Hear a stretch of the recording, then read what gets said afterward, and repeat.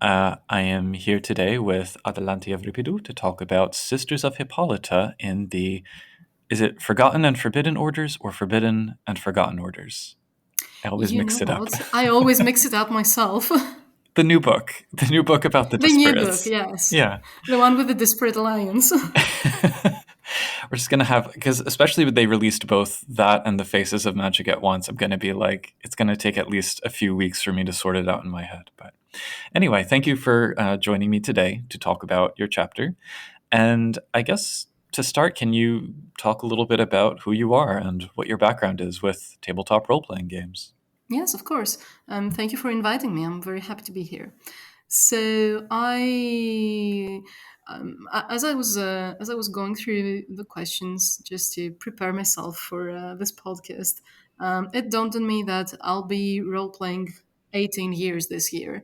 So Nice. quite a long time, but in the groups I've been role playing for the past like 10 years or so, I'm still the youngest one and the one who started playing more recently. So I always feel kind of like the noob. Anyways, I started with Vampire, Mm. and then I tried well, everything under the sun, really. Mhm. And I never thought a day would come when I would be writing for World of Darkness, but then that happened initially with Gods and Monsters, Oh, where okay, yeah. where Adonis Galatis and me we wrote a bit about Greek mythology and Greek creatures, and then with this book. I've role played a lot. I've run games myself. I've doubled a bit with custom settings, this sort of thing. Mm. So my next question was going to be, what's your background with Mage the Ascension in particular? But knowing that you've written for Gods and Monsters, it's like, oh, excellent. Do you have a particular viewpoint on that game? I mean, would you consider yourself a Mage fan, or what's your experience with it? I am a mage fan, but I have found mage to be a very difficult game to run. It's a very Oh, difficult game just a to bit. run.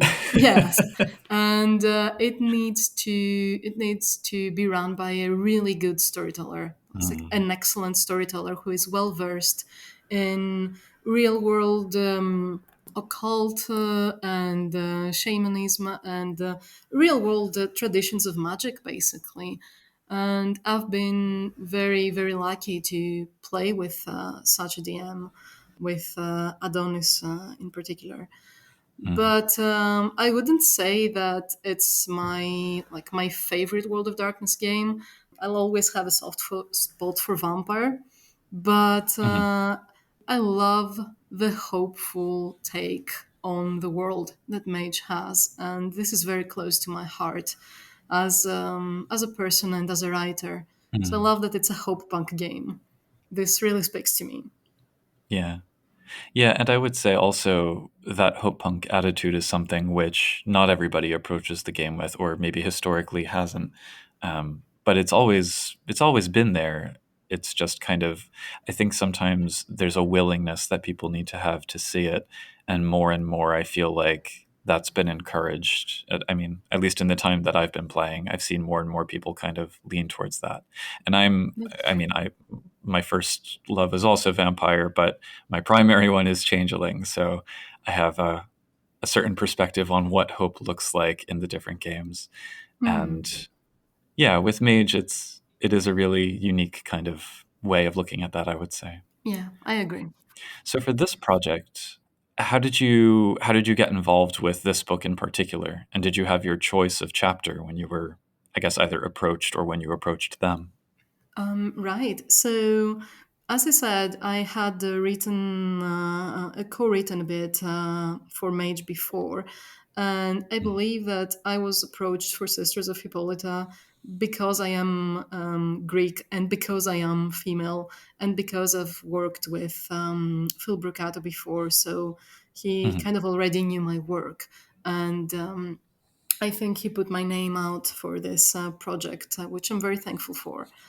So I didn't really choose my chapter, but I was very happy to take on this task of like revamping the Sisters of Hippolyta, let's say. You say revamp. How would you describe them in a nutshell? I guess either as they were before and what they are now as a group. I think at their core, at least the way I tried to write them, they are basically just the switches and sort of equality fighters, I would say. Hmm. But their fight can take on many forms. It's not necessarily a physical fight, which I think was a misconception in the previous edition, at least the way I've seen it approached before from various groups and storytellers.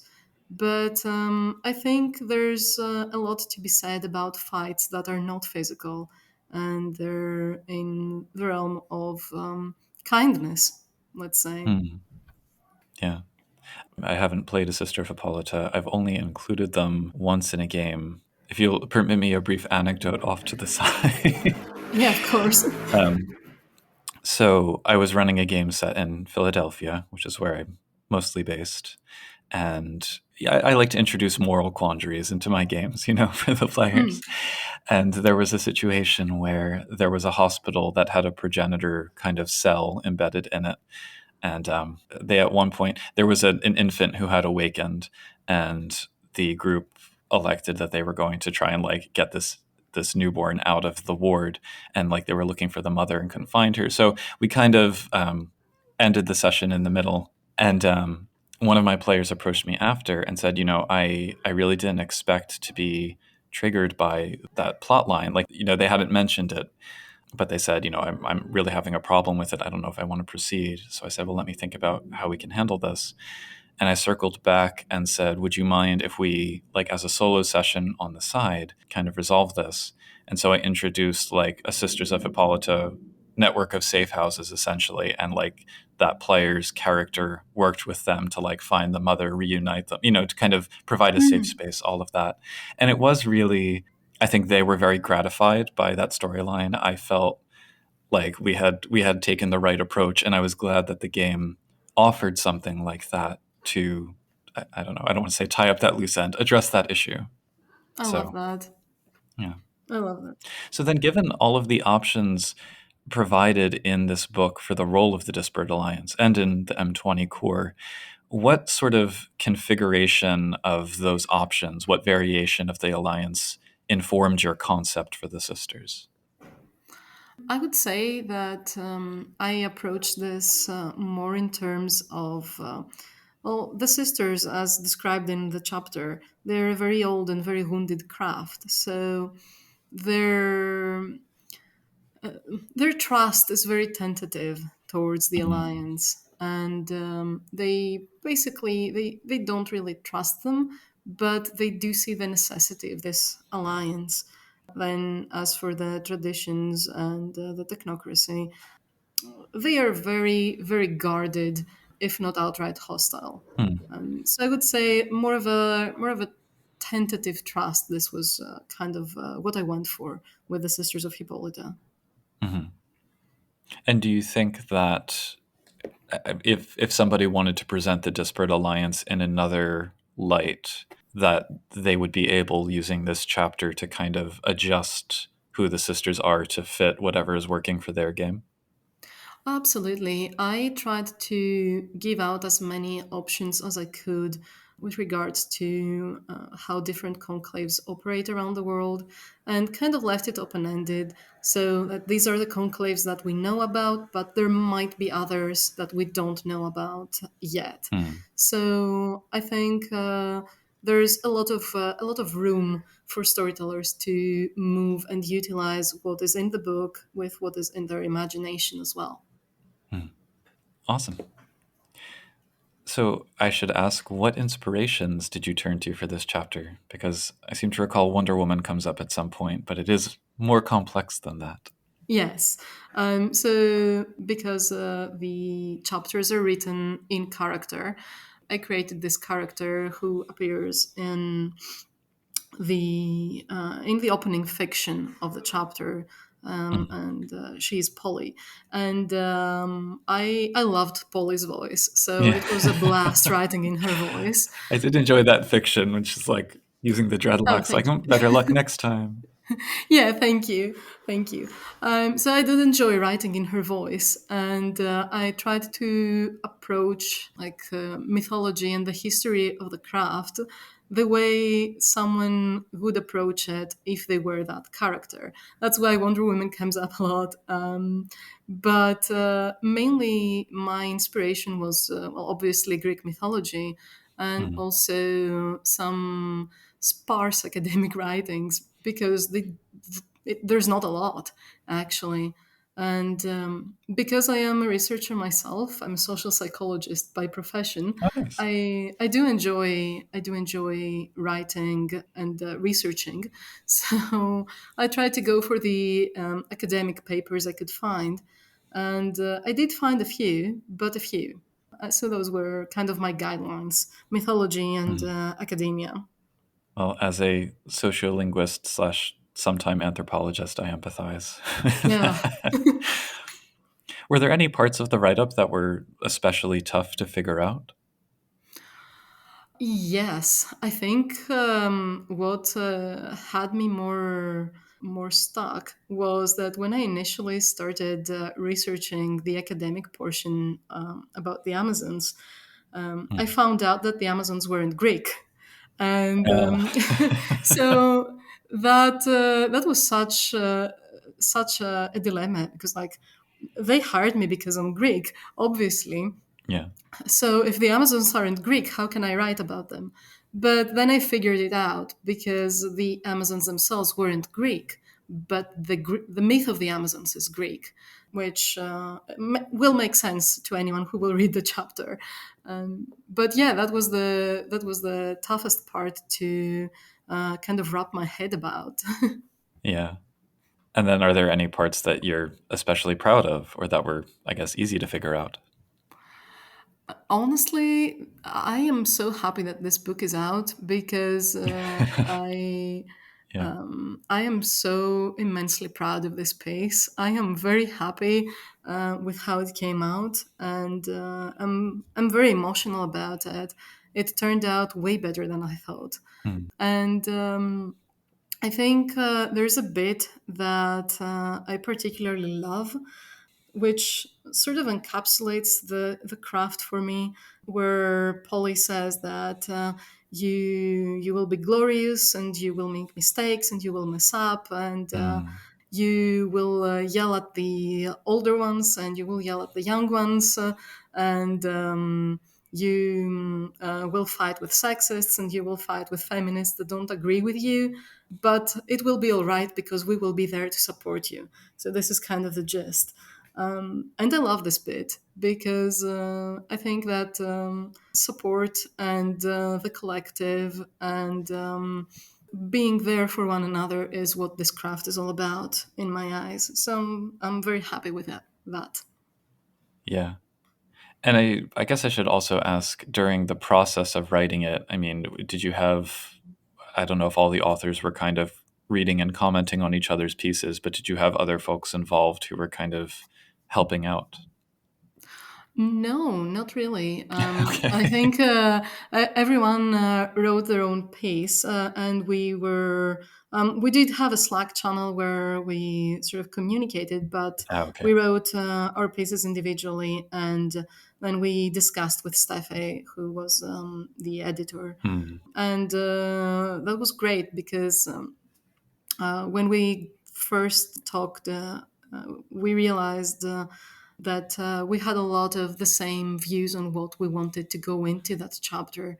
So, for Hmm. example, we both wanted to include a trans character.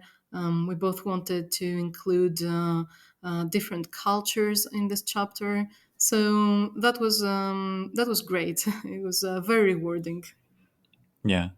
And I can say, so recently I co-hosted for a read-through of Lore of the Traditions, and I like that book. I have that book. I'm proud it's on my shelf, but at the same time, it something I think I commented on in that episode is that it is clear that there were maybe different ideas from different authors about what should go into a chapter.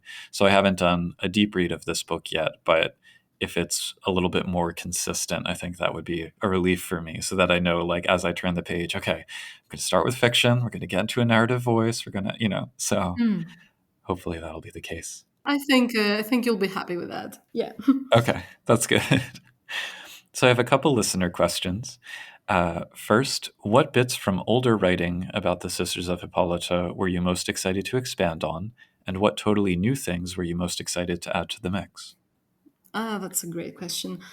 So, one of the things I was most excited about was writing the Greek bits of the craft, because reading the older version of the Sisters of Hippolyta, one of the things that really stood out to me was that while this was supposedly a Greek originated tradition or craft, Mm. there were three conclaves in the world and not one of them in Greece. So I kind of wanted to expand on that and incorporate a little bit of modern Greek history and how the sisters came to spread all around the world. This sort of thing was very, very interesting to me, so how to figure it out and tie it in with modern history. Then, as for completely new things, I was super excited with the rituals and the merits and flaws because it was the first time I got to create anything like that. And I was like a kid in a candy store. Nice. And I have to also say, as a linguist, I appreciated the etymology notes and the calling out of Hippolytoi versus Hippolytai. So, like, I didn't know if that was Thank you. something. Was it? Did they have it in the old book as Hippolytoi at some point? Or No, I think this is in the core rule book, actually. oh no. Yeah, I think this is in M20, the core rule book. But yeah, I mean, it was our fault because poor Phil had asked his Greek friends, and they weren't clear enough. So Mm. it was their fault. Okay. He did try. He did try. Yeah, I've only studied ancient more than modern, but yeah, Mm, same rules. So, yeah. and then the other question that I have from listeners is, what else would you have included if you'd had more word count? So, funny story. Actually, I did go a little bit over the word count I was given, and I asked Steffi if we could keep it. So basically, what I said was, I really like the way this chapter came out. I don't think anything should be taken out. Mhm. And if there's not an issue with printing and with page count, I'm all right sticking to the payment we agreed for the word Mhm. count, and we should keep the words. So yeah, that's basically what we did. I don't know if there would be anything else I would like to include. I think everything's in there, but Mhm. maybe if the book had sort of a different configuration, like if it included stories or prompts for stories, then I'd love to have included something like that. Yeah. You're making me think actually of a project that I've been working on for the Storyteller's Vault on the side, which, among other things, so I wrote a piece of fiction that was 5 perspectives on teleportation, like correspondence 3 through the lens of 5 different Ooh. mages, and one of them is a sister of Hippolyta. So it was just a few hundred words, but it was the kind of thing which, and I mean, very unlike the intro fiction to this chapter because it's a narrative perspective on doing a rote, essentially. Yes. But that exercise, I think, was helpful for me to get into the headspace of what this kind of mage would be like. Hmm. And yeah, I don't know. I love when there's writing like this which can inspire those sorts of thoughts. So yeah. I'm very happy to hear that. So are there any sort of final ideas about who the sisters are that you hope readers will come away with from this chapter? I think you hit the nail on the head just now because the thing is, what I'd like readers to take away from it would be that these are characters they would love to play, that they would be excited to play. And Mm. that's what I tried to create, to create something that I would love to try out myself. So thinking about it, if I were to start playing a character right now, I would really love to try my hand at a Sister of Hippolyta character. Mm. And I hope that everyone gets the same excitement and inspiration reading this chapter. Yeah, I almost feel like we should have a segment like let's create a character, but I don't want Yeah. to use up too much time. Um, so moving outside of Mage, do you have, or maybe to other aspects of Mage, do you have any other work that you would want to point listeners towards, online or otherwise? If there are links that you want to share later, we can include them in the show notes, perhaps. Yeah, absolutely. I can send you some links. I'm Greek, so for Greek listeners, I do have a book that came out recently, which is my first book and is heavily inspired by Greek folklore, book of Oh, short stories. Sikarityrια. Oh, thank you. It's one of like the Ευχαριστώ. 5 words I know. Thank you so much. But I've also published several short stories in English as well, so I'll send you some links for those.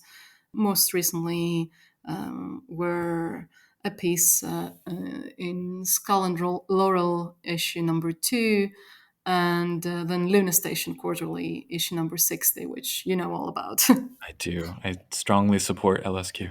Yes. Awesome. And also, if I could add, please support Skull and Laurel as well, because they give their money to anti-AI organizations, and that's a great cause. Awesome. Well, okay, I'm going to try this too. Efcharistopoli. Is that correct? Yes, that's perfectly correct. Awesome. Parakarlo. So thank you so much. And hopefully, even though I think Mage the Ascension has for the time being formally ended, that this book will continue to inspire people, and maybe we'll see more work from you in that domain in the future. Fingers crossed. Thank you for having me.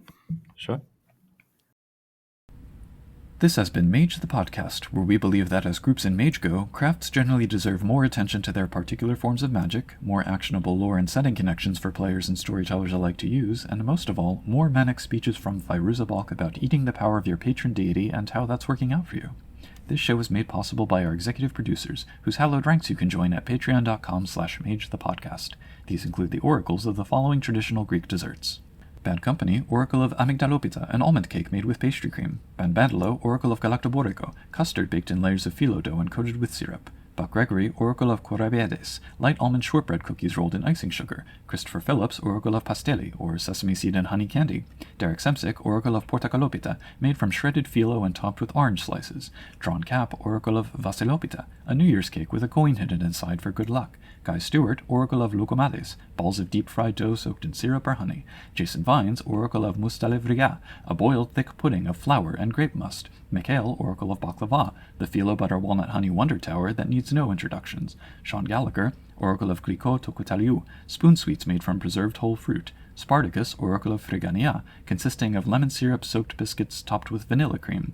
And the crew of Erebus, Oracle of Karpuzopita, a flat watermelon cake with sesame seeds for summer. Along with Archmaster Andrew Edelstein, Archmaster Berto, Archmaster Brada the Blue, Archmaster Dan Svensson, Archmaster Leroy Bryce, Archmaster Morgan Oran, Archmaster Simon Strand, Archmaster Wolf Larison, Alex, Alexia, Amber Virgin, Andrews S., Blaze Hebert, Bryce Perry, Bubba the Pale One, Chartan, Sig, Curtis Hendricks, Daniel Cuppin, Daniel Scribner, Darren Hennessy, David Roy, Dennis Osborne, Ian Robertson, EBG, Eli Levenger, Eric Schwenk, George Lara, Rachel Gage, Henry Kraft, E.L. Bull, Jason Duncan, Jason Kennedy, Jenna F., Jeremy Z., Jarvis Johnson, Kathleen Halpern, Kel Reek, Kevin Fitzpatrick, Chris Kinner, Leslie Weatherstone, Lawson Stuff, Manel Canos, Matthew Broyle, Maurice Harpkins, Melissa Krause, Michael Parker, Nobero, Nikita Klamanoff, Patrick McNamara, Rachel Grace, Ricardo, Robbie, Ryan Kendi, Ryan Stray, Samuel Tovin, Seb Nefsis, Starfish, Stephen Carton, That's Real Nito, Tyler Bryan, and Will Vincent. If you super liked this episode or super didn't, drop us a line at magethepodcast@gmail.com or talk to us at magethepodcast.bisky.social on Blue Sky. We have a Hop in Discord community at discord.me/magethepodcast. If you like us, please give us a review on the platform of your choosing or tell a friend about us. Also go to magethepodcast.com for show notes and all of our previous shows. The road is long and ascension awaits.